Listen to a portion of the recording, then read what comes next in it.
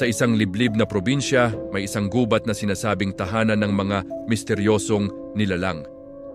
Dito nakatira si Maria, isang dalagang hinahangaan dahil sa kanyang pambihirang ganda.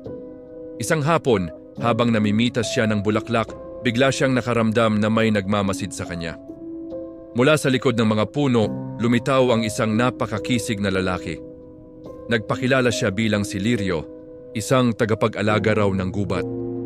Agad na nahulog ang loob ni Maria sa taglay nitong hiwaga. Gabi-gabi, palihim silang nagkikita sa ilalim ng isang malaking puno ng balete. Sa paglipas ng panahon, napansin ng mga taga-baryo ang pagbabago kay Maria. Binalaan siya ng kanyang lola tungkol sa mga engkanto pero hindi siya nakinig. Isang gabi, inalok ni Lirio si Maria na sumama sa kanyang mundo, isang kahariang puno raw ng walang hanggang kaligayahan. Dahil sa pag-ibig, pumayag si Maria. Hawak kamay silang pumasok sa puno ng balete.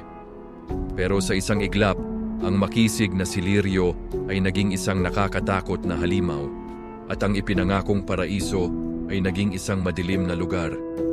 Huli na ang lahat, si Maria ay naging bilangguna sa kaharian ng mga engkanto. Follow for more.